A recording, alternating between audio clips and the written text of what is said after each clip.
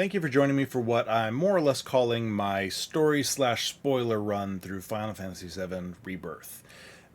This is your warning that from this point forward, this video and all of the videos in this series are full of spoilers and speculation for the complete story in Rebirth, so everything we're given in-game.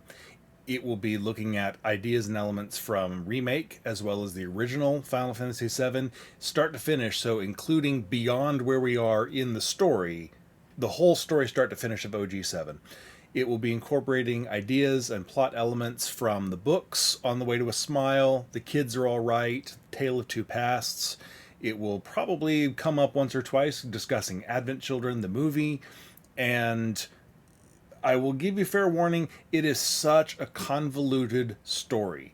And going back through it, for how many times I've watched other people play, I've watched my play, I've recorded these videos, as many times as I've gone through it, there's always new ideas and thoughts that I have while doing stuff, so you'll see little interruptions occasionally throughout the video, like this! And those are just, during the editing process, something I forgot to mention. I came in and thought of it, and so added it in after fact. So if those are annoying, sorry, but it is what it is. So I want these to generate discussion. I want to hear your thoughts, so please join me in the comments. Tell me things that maybe I missed. If you see something you missed, let me know. If you think I'm wrong about something, please. If you think I'm going off into crazy town, if you think I'm on the right track, great, let's talk about it. Maybe discussion will raise some more ideas. Anyway, without further ado, thank you for joining me. I love this game. Hopefully you do too, so let's get into it.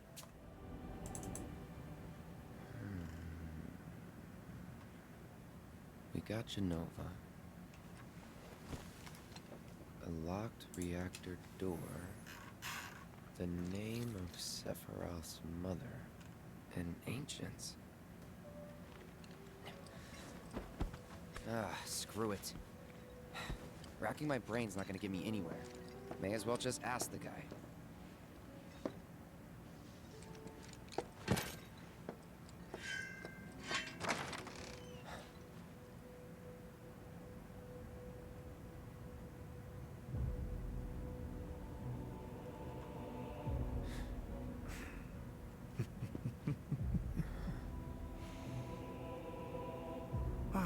Cloud. I've come across the most fascinating passage.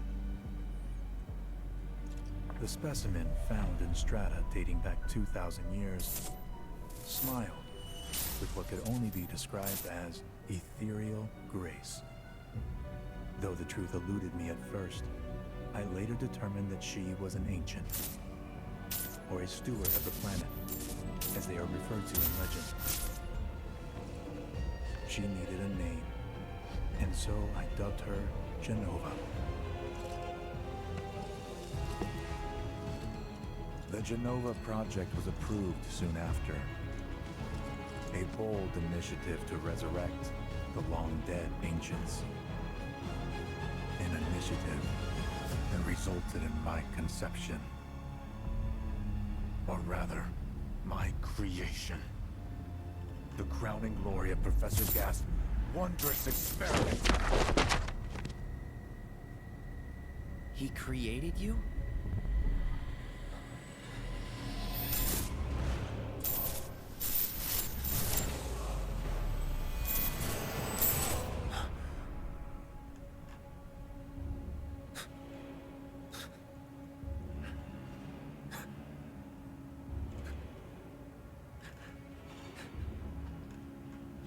So this is all taking place in October of 2002, based on the original timeline.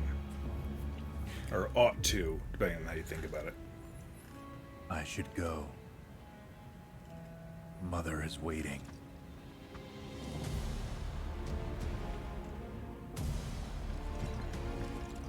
Hey!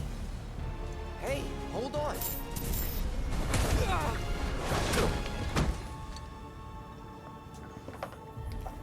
Let's see, it says Zack died originally at the end of September of '07, or 2007. And in December of I keep asking 07, myself, is when Couldn't the I have come to you original, sooner? the first reactor bombing was. I'm checking a timeline here. So yeah, there's If I had, Zack. maybe I could have saved the village. There's only a couple. There's what, October, November, December take between Zack's death Try, and at least. the original bombing. He ran into Tifa in November, so only even less time there. And I'm trying to look for when did Zack and Cloud escape. Yeah. So it looks like early autumn in '07. So that would be August-ish, I imagine, is when the events of Chapter 10 of Crisis Core. So that's Zack finishing off Genesis and that sort of thing. So it's December of '06. Cloud and Zack escape. So it's actually longer than I thought. It was Chapter 9 of Crisis Core.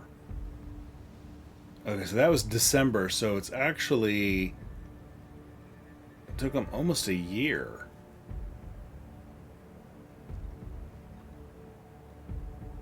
Before Zack died, so it was several months there. I didn't realize it was that long. It didn't feel that long in Crisis Core, but you don't really get a sense of the timing in there. Okay, so it did take longer than I thought.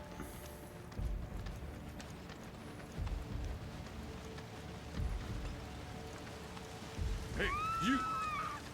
Get in there! The villagers need your help! Watch out!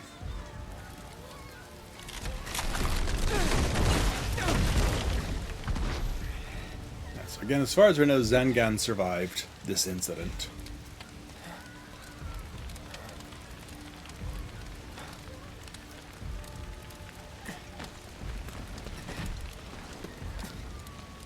So I'm still holding out hope that we get to see him in part 3. Let me through! My son's still in there! I'm sorry! He's gone! Mom.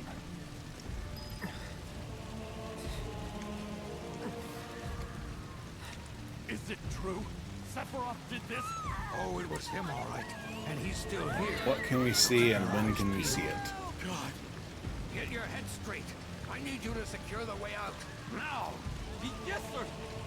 Cloud gets beat up by monsters and attacked and cut and destroyed on a regular basis, but a little log falls on him and he's got a permanent limp for half an hour. Alright, let's see here. Don't see Trooper Cloud on the ground. Oh, no, there he is. He's already there. That's him ahead. Interesting. I don't think I saw him before. Hold on, Mom. I'm coming.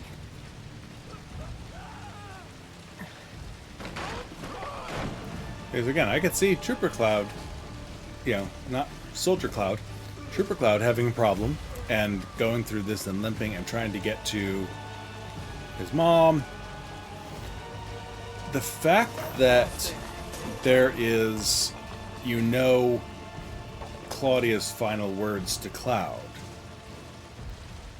And because in this flashback here, he doesn't make it into the house at all before it blows up.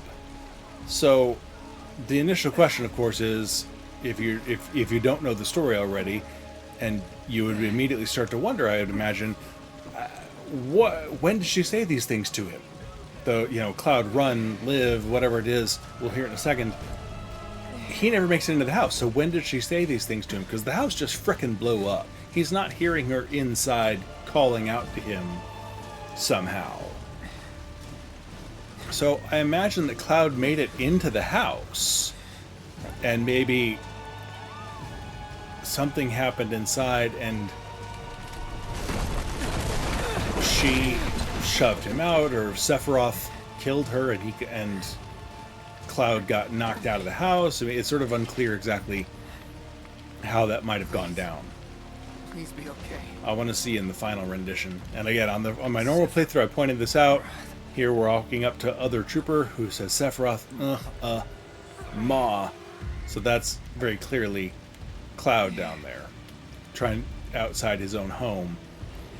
And a thing to remember here, and I don't remember when I did and didn't point it out, but the words that Claudia says here to Cloud are the first thing practically that Sephiroth says to Cloud in Remake. In his first flashback, after they blow up the reactor and he's walking around town by himself, and he starts seeing the flames around him, and he sees the first full-on vision of Sephiroth and confronts him, Sephiroth quotes Cloud's dead mother in these lines that she says to him here, which I didn't catch it the first time I played it, so someone else saw it and recognized it and pointed it out. So again, here we are seeing over Trooper Cloud's shoulder. Boom, blowback, memory fuzziness, and we get the lines.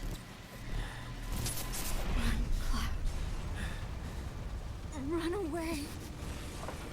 You have to leave. You have to live.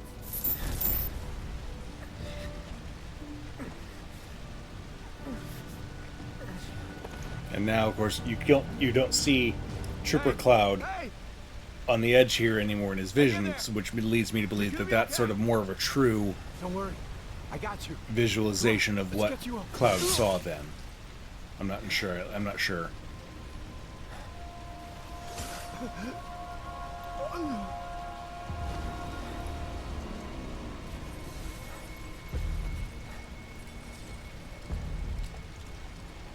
Did we see Trooper Cloud in the background or not? I don't think we can pan the camera here at all. Oh, tiny bit, but not nearly enough. I don't know if there was a split millisecond back there where we might have seen Trooper Cloud on the ground as the camera was flashing past. Sephiroth! Stop! You sick son of a bitch! That's far enough! Drop the sword! No, everyone just stand around longer and point your guns at him. I'm sure he's intimidated. Especially after having now killed one. Everyone else should just stare at him a little longer. Anybody? Nope. Okay.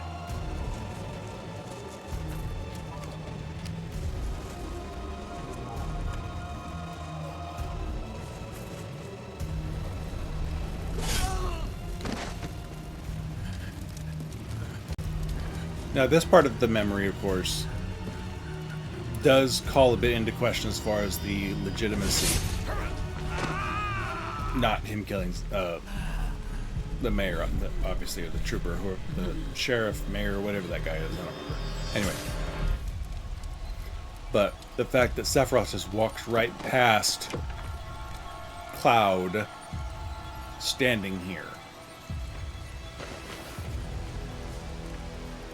I kind of question this moment.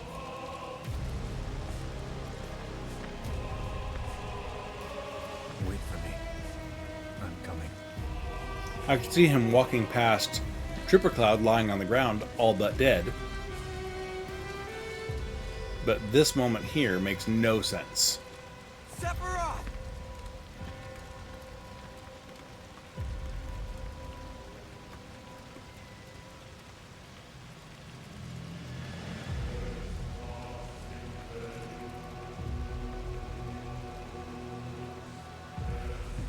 The turnaround is fine. I believe that.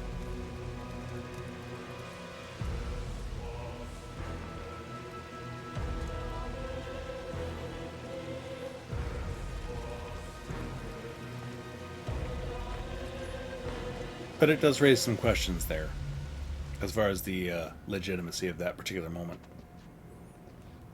I followed Sephiroth all the way back to the reactor.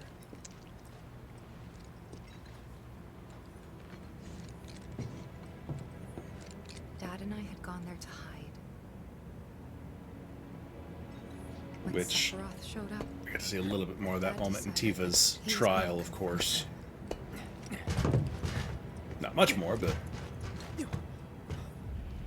Dad. It was Sephiroth, wasn't it? He did this, didn't he? Sephiroth. soldiers. Mako. Shinra. I'm sick of this. I'm sick of all of this! The one time you see Masamune not in Sephiroth's hands, the only place it ever is lying here right now for Tifa to pick up. Or, you know, impaling Aerith, but that's a totally different matter. I guess he was still holding it then, wasn't he? In the alternate where Cloud knocked it out of his hand. There you go. For like 5 seconds.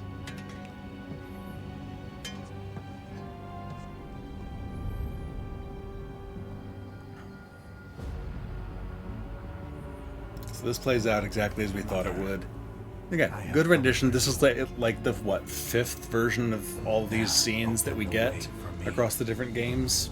Maybe more? You murdered my dad.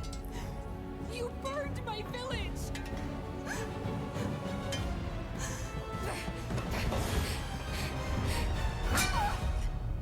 I don't think that worked, Tifa.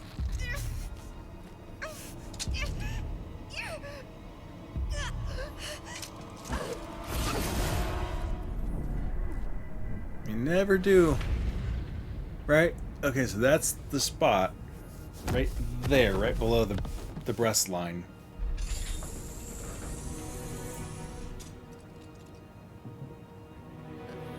Which, when you think about it, it's not a very big cut.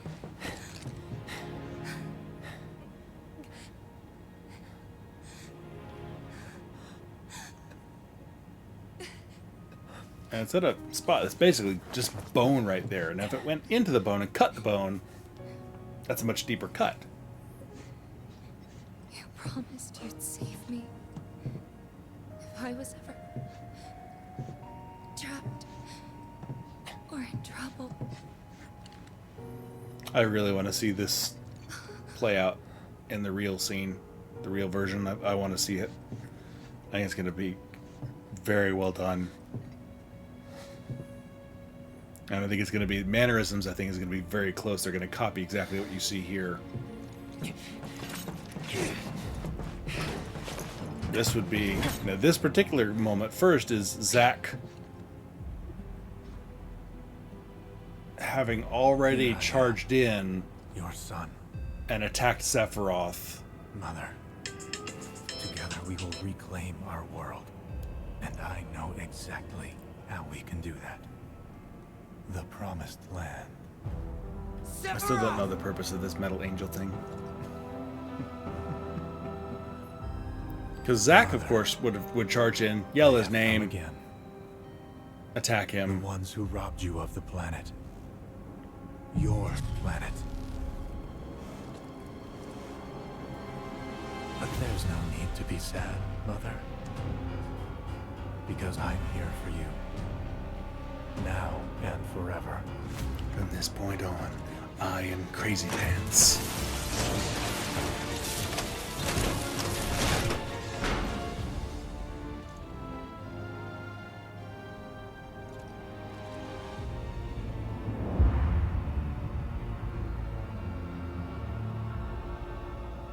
You killed my mom.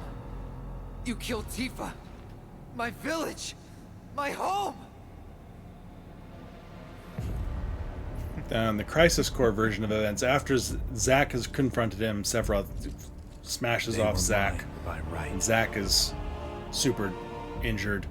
This planet Cloud too, doesn't say anything. for I have been He chosen. runs forward and stabs Sephiroth I believe through the back as a surprise attack, essentially. Not you. Whoever the hell Which is the you only are. reason the normal Cloud would ever get a shot in on Sephiroth. And it severely injures and weakens Sephiroth and sets up their actual final moment.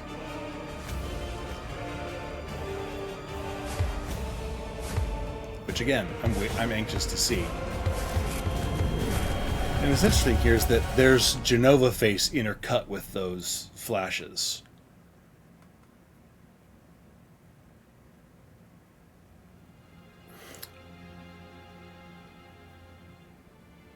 I have not played And that's the last thing I remember.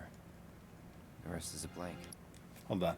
I have not played Ever Crisis or any of the prequel sort of stuff that goes with it. I've heard people complaining and just mentioning brief things on comment sections that they're trying to redeem Sephiroth and make him not really so much of a bad guy, blah, blah, blah. I don't know if I buy that, but I won't know until I actually take a look at it.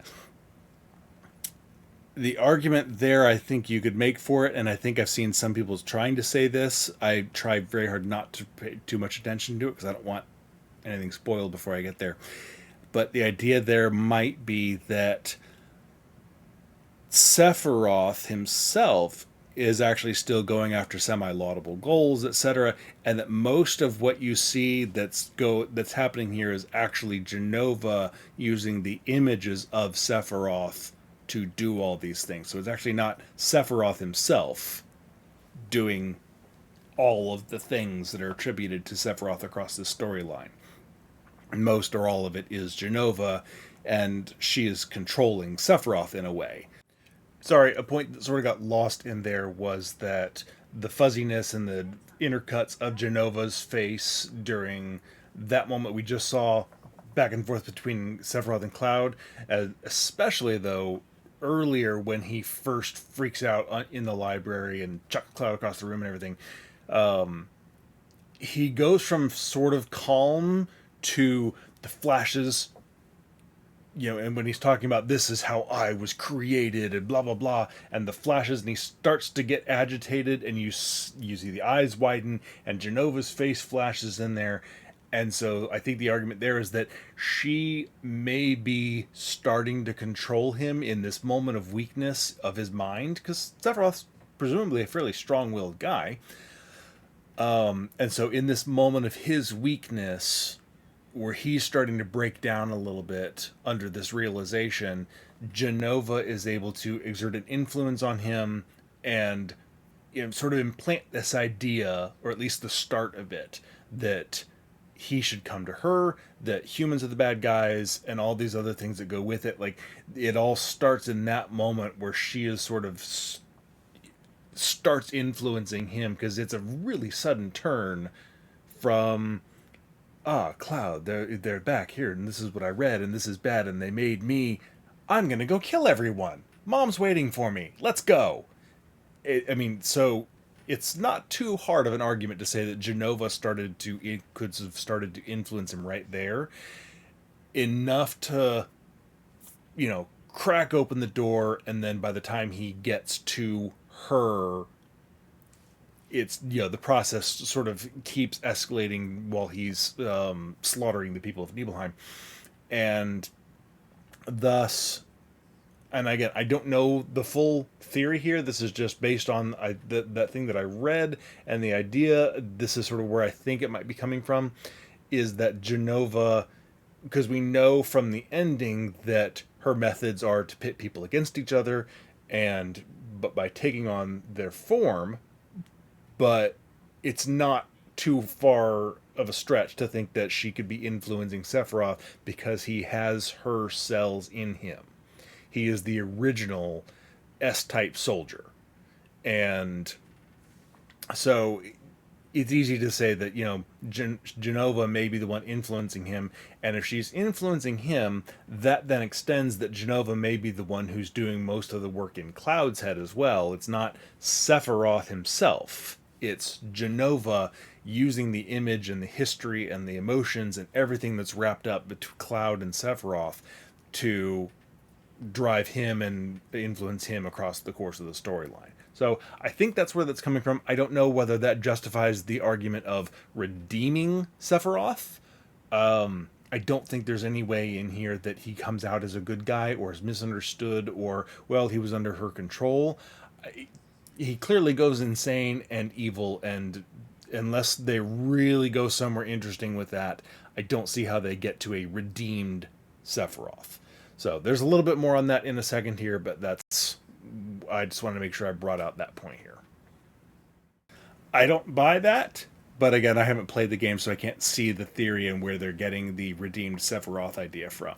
But I just thought I'd throw it out there. As of right now, I know nothing about that idea really. So I just thought I'd mention it here. The hell it is? What happened? It was all over the news. I remember watching it with my mom.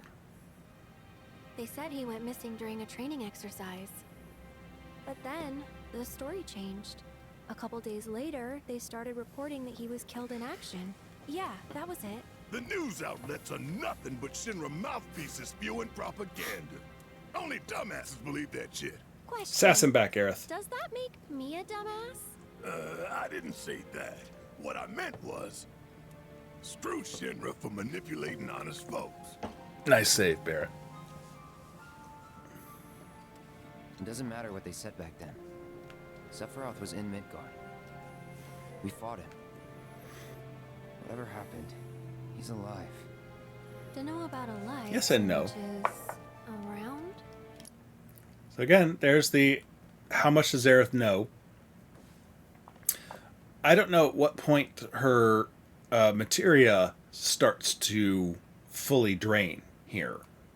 By Costa del Sol, obviously, it's been fully drained and is clear. At that point, we haven't run into whispers in this game. Anywhere between now and then. So anything draining that materia would have had to have happened in Remake, in all of her interactions with the whispers then, because none of that happens anywhere between now and Costa. So I don't know. I'm not sure if I 100% believe that the whispers are responsible for that.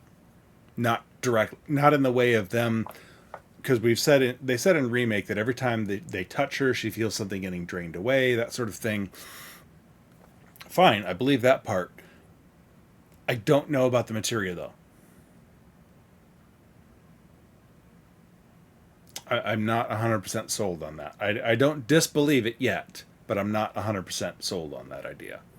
But anyway, so I mean, so obviously all the Sephiroths that you see in Remake and all the ones that you run into here, all of the actual physical manifestations of Sephiroth have required a black-robed individual to transform into him using essentially the power of Genova to change their shape, their appearance, and take on the form and abilities temporarily of Sephiroth. There are separate manifestations of Sephiroth that only seem to appear in Cloud's brain. Those don't require a black robe. And so when they say, yes, so we fought him. No, you fought a black robe in his shape or something. Except the final fight with Sephiroth in the alternate world, that sort of where you fight the huge Ginorma Whisperer, and then you fight Sephiroth. I mean, that's obvious. That's kind of its own weird place that you accessed by cutting through the Whisper barrier thing. I'm not sure where that really took place. And then you, of course, Cloud and Sephiroth have their fight at the end of the world. That may actually have been the real Sephiroth, or at least some manifestation of him. And the theory that I'm operating under now, having gone through the game and read some books and stuff like that, and I have not done deep dives into online theories, really. But the theory that I'm operating under is one that I did see sort of mentioned, is that the events of the main game and Advent Children and everything happened and sort of created what I've seen referred to as like an ultimate Sephiroth and an ultimate Aerith, essentially. And the two of them are the main forces battling it out for and against the planet. And there's a lot to be said for that, and that's more or less the construct that I'm operating under as I'm looking at these games now after the fact. And so the Sephiroth that Cloud is interacting with in that is asking for his help, and at the end of the world, and is arguably a manifestation of the ultimate Sephiroth. And we'll get to why I think that might hold some water much later on. But it all comes down to it really comes down to Sephiroth and Aerith knowing and or choosing Cloud as the linchpin of the whole thing. And Sephiroth trying to affect Cloud specifically. And as we go into the commentary, one of the overarching themes that you see across the entire game is Sephiroth screwing with Cloud and driving up and ratcheting up the negative emotions in Cloud and trying to feed the flames of those darker emotions within him. And he does it slowly and subtly. It's very, very much a Palpatine Anakin situation. And Aerith trying to find the real Cloud. She's trying to foster the lighter side, the kinder emotions, the lighter emotions, if you will, and find the real Cloud that she mentions later on as trying to find that Cloud and get in touch with them as like the true Cloud that is locked inside underneath all these layers of trauma and Sephiroth's psychological manipulation and all the other things that have happened. Aerith is trying to get to that Cloud inside. And it's sort of duel of the fates. Which side is going to win out for the soul of their chosen one? And it's a really interesting way of planning it out. So because the live stream encompasses all worlds. And they've said the fates of the future aren't set, even the ones that haven't happened yet. All the stuff that goes in indicates that there's the possibility here that these worlds are playing out with this broader battle between Ultimate Sephiroth and Ultimate Aerith. And so the Sephiroth that we see is the actual Sephiroth is the one that is interacting more directly with Cloud at times and in the fights and stuff. And the one that we see manifest is actually the Black Robes, or is a Genova representation, or is the, at best, this world's Sephiroth, who is still operating semi-independently from the ultimate Sephiroth, if you will. Now we see the same thing playing out with Aerith, who knows more. Like right there, it says, well, he's not alive so much as he is around. That's clear knowledge that it's this influence of Sephiroth, not Sephiroth himself, that we've been experiencing so far. So, this early on, and again, you're like, coming out of Remake into this, she knows more than she seems to know or should know, and then as you get further into the story, then she seems to know less, and then we find out drained materia, etc. So it makes sense. So, but at this point, she still seems to have some of that foreknowledge that she exhibited during Remake. So. But why come back now? Cloud and Sephiroth. After 5 years, doing who knows what? Memory zap. Because he wants to finish what he started. He wants to reclaim his birthright and rule over the planet with Genova at his side. After 5 years? Not to sound like a broken record, but it's really bothering me.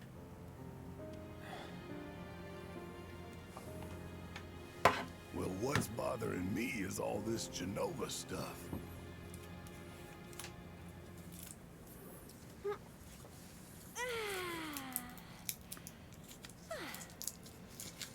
Excuse me. Here's Guess Aerith. the travel or something really Possibly did a sort of number on my manipulating the back. conversation? Feels as stiff as a board. Let me take a look. Wow. You weren't kidding, were you? Let's get you back to the room. I want to see the notes to Brianna White. Okay, we need you to react like someone just shoved their knuckle into your back and make it sound like someone's semi-choking a chocobo at the same time.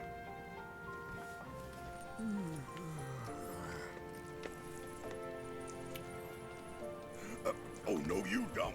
That bed's mine. Sweet dreams. See you tomorrow.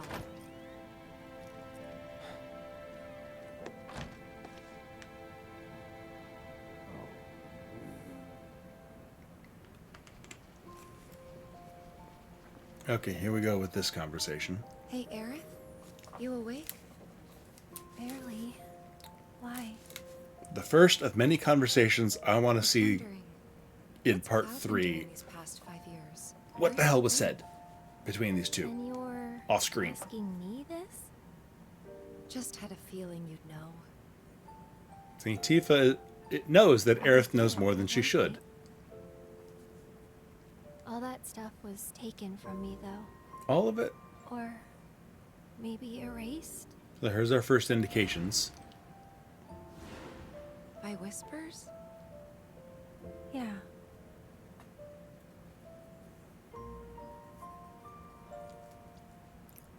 Maybe that's why. Maybe that's why Tifa doesn't remember. I think that's what she's This is saying gonna there. sound crazy, but Tifa doesn't remember because maybe the Whispers stole that from her. Cloud was never in Nibelheim 5 years ago.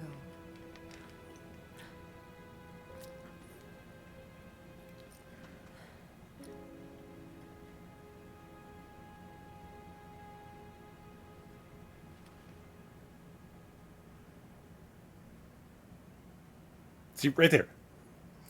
A conversation just happened right there that we don't get to see. And for the love of God, I want part 3 to give us that conversation. And all of the ones between those two. Cloud, you up?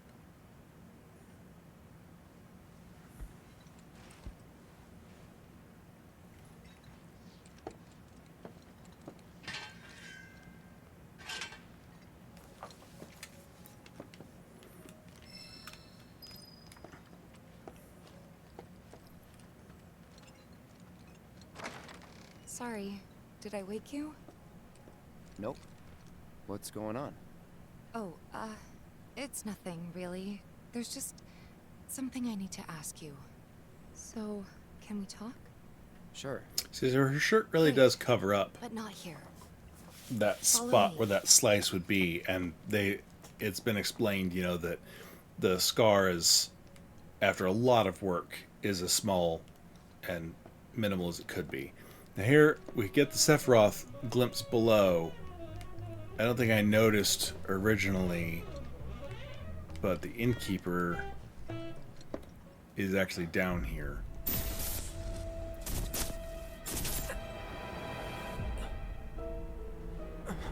You know that I killed her. So, who is she? Or rather, what is she? Minor point, but it bears, really pointing out here instead of just putting it up in the text overhead. Almost without exception. I'm sure there's some in there somewhere that I'm not thinking of right now. Cloud never draws his sword on the Sephiroths that are only in his head.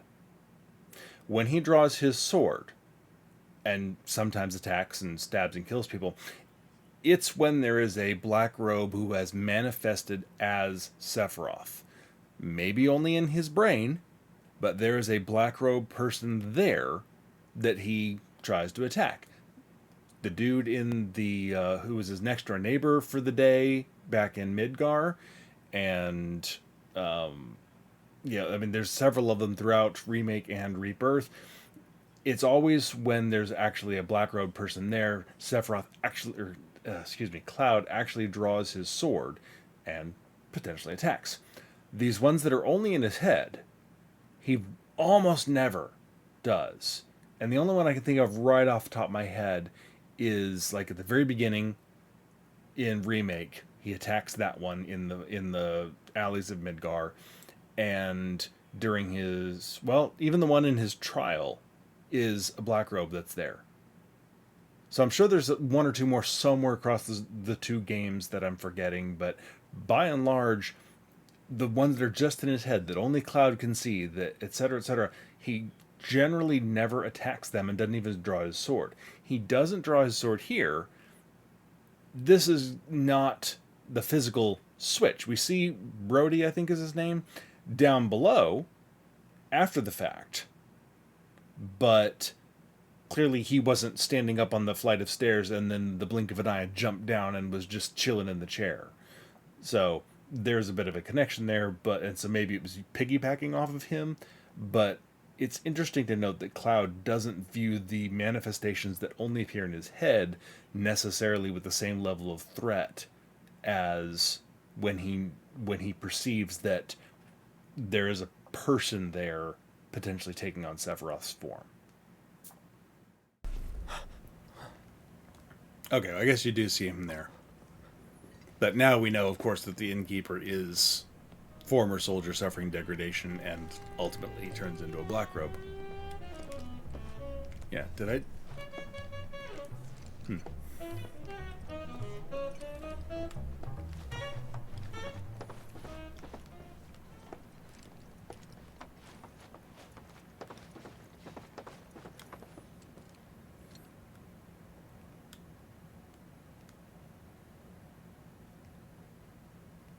Really didn't really stop to appreciate this place at night. So let's see, there's the clock tower, that's north, so yep. There's Midgar over there. That direction at least.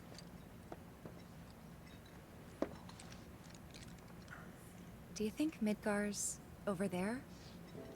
Yeah, I'm pretty sure it is, Steve. I just said that. Anyway. There's something I need to ask you too. Best defense is good offense, Cloud. That's right. Shoot. Hit her before she can ask you. That night, 5 years ago, at the reactor, I saw you lying there. And Tifa's like, Saw your wound. no, you didn't. You weren't there. I figured it was too late. Yeah?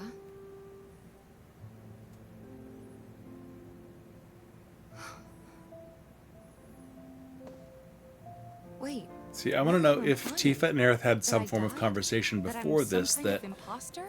lets Tifa know a little more of what's going on with Cloud. Can't believe I'm having this conversation with you, but here we are. Here, look. My scar. That proof enough? After you left, Zangan found me. He's the one who brought me to the clinic. I had forgotten that He fact risked for a little his bit. life carrying me out of the reactor and down the river. Wasn't just him though. There's the doctor who operated on me all night, and the nurses who looked after me for days on end. I'm here now And because they were there for me The then. Shinra helicopter and whoever And it was where were who you again? got it to send you from In Nibelheim fact, to the where doctor. have you been this whole time? For 5 years. You know I can't tell you that. Of course you can't.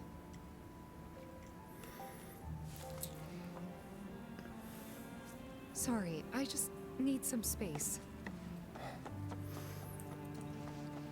I kind of wonder, because in this game, of course, we got the Tifa livestream version of the same, essentially the same events that we got in in the OG7 of Cloud in the livestream rediscovering himself. And if you play OG, you know what I'm talking about. And so we got the Tifa scenes back in Nibelheim of her as a kid and those memories that were essentially the same as what Cloud experienced back then. And we haven't fixed Cloud yet, so that we still have that to look forward to. And I think they're still going to handle it sort of the same way of Cloud in the live stream and Tifa helping to draw him back. But I also really think that Zack is going to play a major part in fixing Cloud in there. Zack in the live stream, alternate world, sort of something or other there. That I think that would be an interesting way of doing that scene, and I think I'll mention that later on in this series when we get to that part. But I wonder if part of that will be when we finally get Tifa explaining all of the background of what she discussed with Aerith and the background conversations that we don't know in this game and in maybe the last game, but I think pretty much all in this game is where we'll see him. Because there's a lot of these conversations that happen, and you know they happen. And some of them even happen on screen, and you don't get to hear them. And I think that would be a good place to put them, is Tifa coming clean and explaining to Cloud all the things that Aerith told her, and what the two of them were discussing this whole time, and setting the record straight of why Tifa, and then later by extension Barrett and the others, are so accepting of Cloud's brain melting down on him. Because at no point in there is there a normal reaction to Cloud going and psyching out and stabbing people and doing all the things that he does. No rational response from anybody in his party happens. It's always, dude, are you okay? Okay, we're good, let's go. There is no freak out from his friends, which leads me to believe that they had the conversations behind his back and saying, okay, I know you've seen this stuff with Cloud. Here's a basic idea of what's going on. Watch for this. Don't react this way.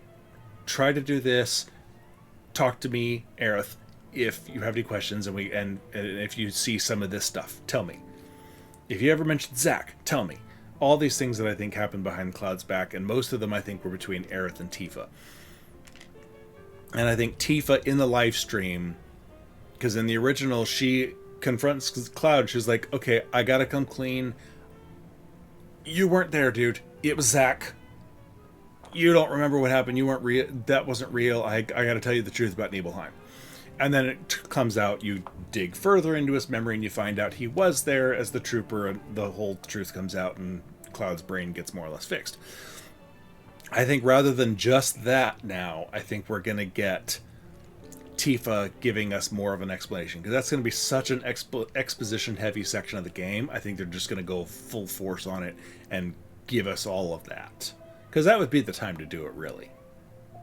So, all right, let's finish this section off, and then I think that's more or less the last important thing, plot and story wise, before we get the Midgardsormr dead.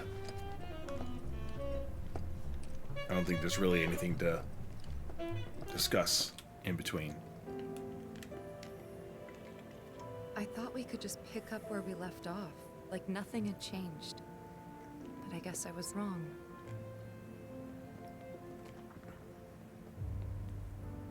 Guess so. Pick up where you left off. You I was didn't so happy to have see you anything again. there originally, Maybe you shouldn't really, have been. Tifa. You two really didn't know each other very well. Which I think they do a good job of driving that point home across this game.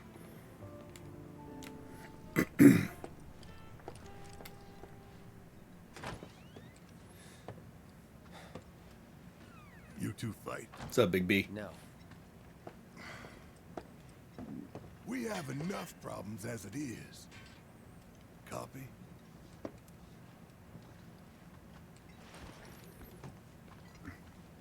Night. Tomorrow is another day. Which I still think is hilarious that Red says, since that's a quote of Scarlett O'Hara from Gone with the Wind.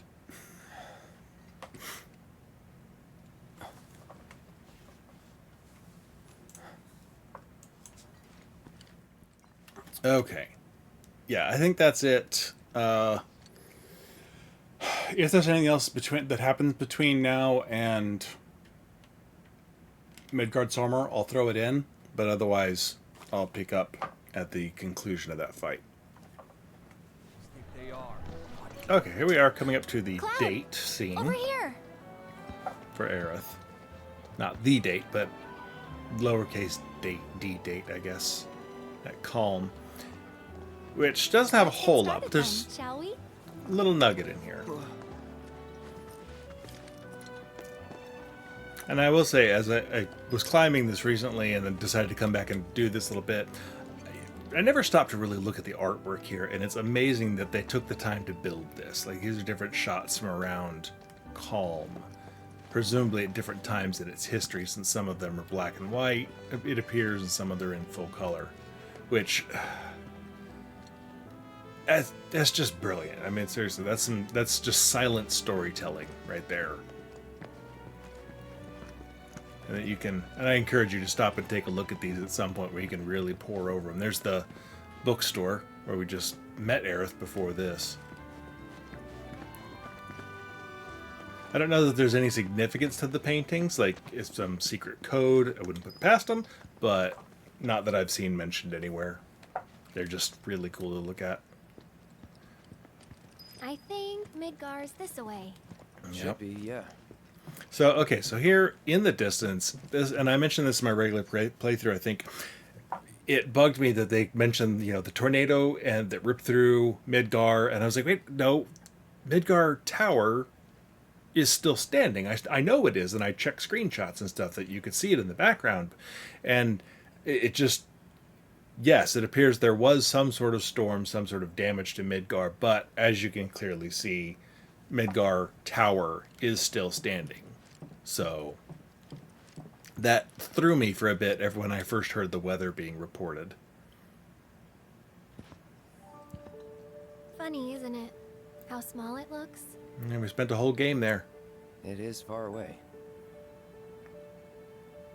And then the world went... Did something happen between you and Tifa? Okay, so Don't look so shocked. We're roommates, you know. we had an extensive conversation after you two were done, but we won't tell Did you say about something? Not about you two, no. Still, I can tell. I would have given anything to have a friend when I was growing up. Don't take her for granted. it. Among the many things that... Number one, that I love about the Tifa and Aerith relationship, that the two are such good friends, and it's one of the things that gets overlooked a lot, I think, at the end, is how devastated Tifa must be to have lost a good friend like Aerith. And you can see just how just torn apart she is and how sad and down at the very end there. So...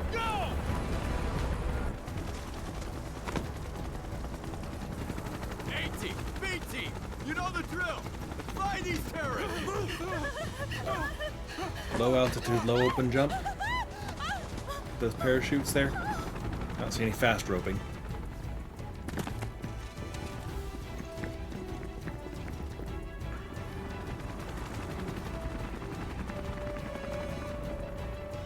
They're looking for us.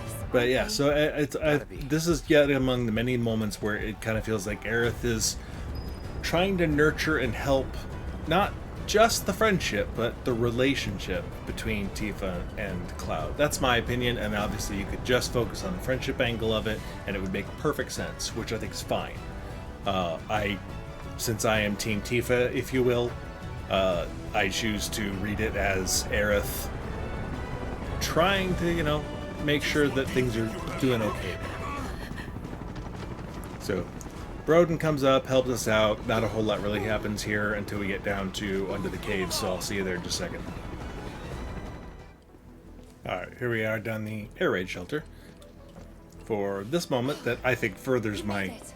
All in one piece? Aerith nudging Tifa theory. Sorry we're late. For the love of... Where the hell have you two been? On a date. Kind of. Like, Aerith is never possessive of Cloud, never Well, that was the last one. claims Wait till him, things or, calm down. you know, etc., etc. It's almost weird there. That's the first time it's like, oh, it's a date thing. It's like, oh, and grabs his arm. Like, the closest she's come to that so far was in Remake, when it was, we've got a bodyguard. Now, Mine! let's move. Outside when you're in the train yard. The ghost train yard. And Tifa immediately like, oh, yeah, me too. And, like, grabs Cloud's other arm. That's the closest you've ever come to see Aerith making any sort of, like, a romantic or something beyond just that friendly motion, gesture, claim. I'm not really sure what word to use there. And the fact that she does it in front of Tifa, but it never really struck me as really a move on her part. And so my thought has always been, and I mentioned it originally, that this is Aerith just not in an unkind way. Not in a catty or unkind way, but like nudging Tifa just enough to get Tifa to start examining her own feelings and realizing how she really does feel about Cloud. And the two of them have talked now a lot, and I think Aerith knows more and knows more about Tifa's feelings about Cloud than Tifa does, even regardless of future knowledge. I think she just has realized how Tifa feels. But also that Tifa is so reserved and worried about what other people think about her, and just, worried about overstepping and all these other things, and her insecurities keep Tifa from making that move. And so I think this is Aerith trying to nudge her friend along. So here.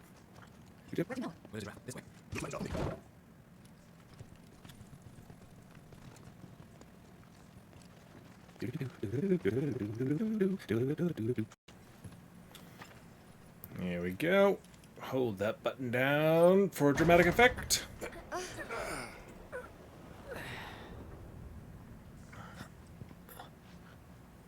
You weren't down there that long, guys.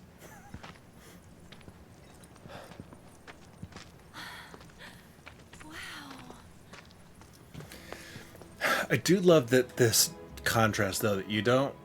And I noticed it, but didn't really appreciate it at first. So green. The difference...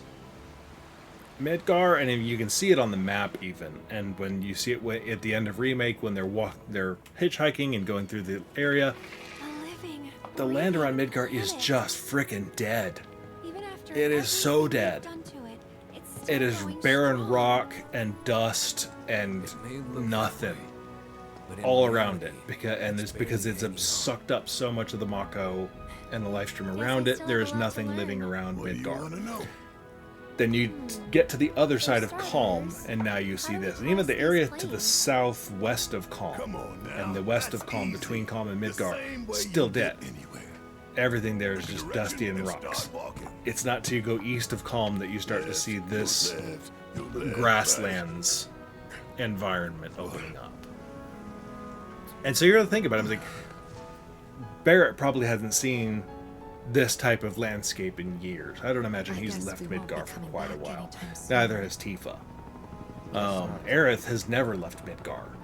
So this is literally Aerith's first chance of really seeing nature and being out in it. And I don't think I really appreciated that moment the first time I came through here. Why Aerith is just so boom and exuberance The and first step on our new this. journey. You coming? And it's just because this is literally her first time being out and seeing greenery, real life foliage, and the life of the life stream and Mako and everything, all the world around her. This is her first chance seeing it. I didn't really appreciate that the first time through. Let's get this show on the road, people. Okay, so now there's a couple minor story beats, really just getting to the swamp and saying, oh, look, we need a chocobo, then go back to Chocobo Bill. And so I don't think there's really anything plot related that's worth mentioning. And I don't think there's anything really especially character building between now and then. We get the Cosmo Canyon drink lore from Tifa originally at the bar. Little bits here and there, Aerith and the flowers, but nothing really worth mentioning, I don't think. So I think we're just going to pick up at the Midgardsormr, and then with the scenes there, that'll close this chapter out.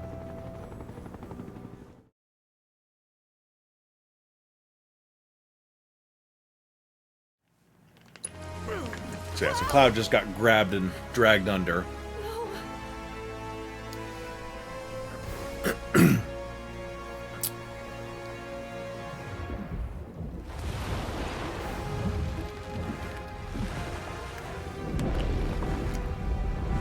This is, swamp water, not life stream, but it looks oddly reminiscent of the life stream we saw later on.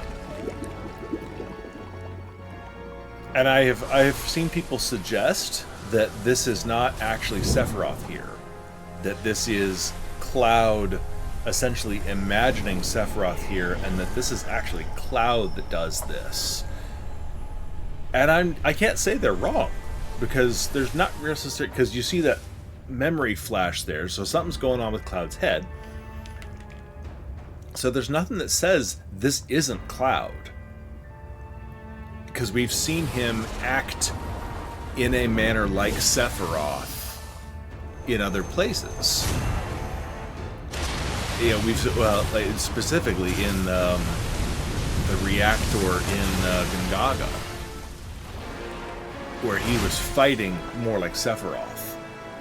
And so there's nothing that says that's not actually Cloud doing it. So that's not a bad theory, because again, no one else sees this happen. And we see the Jenova flash screwing with his head.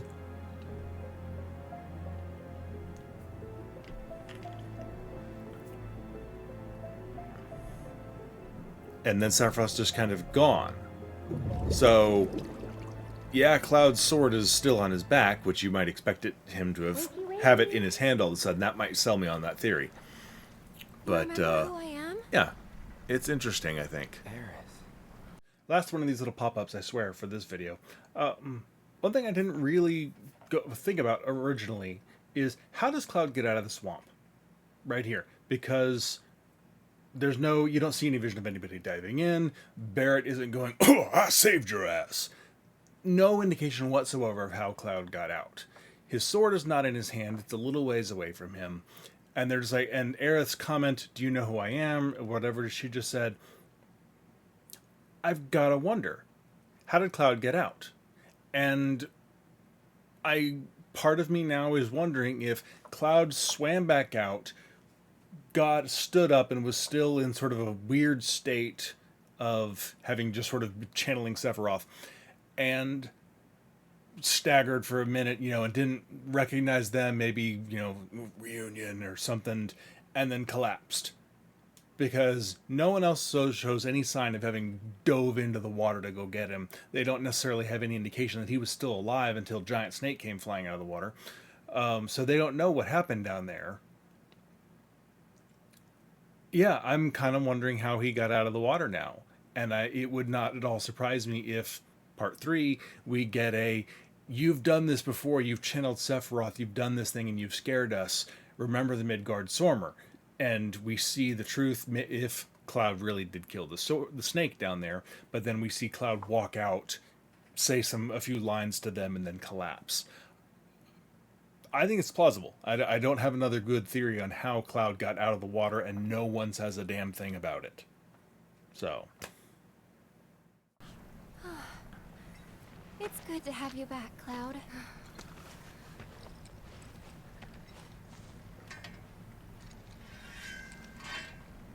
Sephiroth? No, none of us saw him. Just you. I knew he was strong. Love that. But still. I still love that image. Those guys are looking for him too.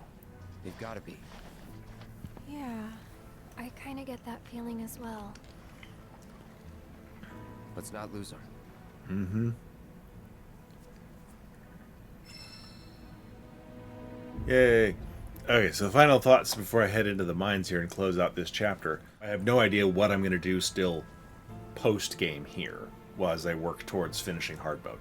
So whatever is to come, I hope you join me for it, and I hope it is interesting for you, and I hope to see comments and questions and stuff, because now this is all post-game. This is, if you're watching this is spoilers galore, comments free, what have you. I don't care anymore. If you're this far in, you on your own head be it if you're worried about spoilers at this point. So anyway, we'll see what happens, and thanks a lot, and I'll see you in a bit.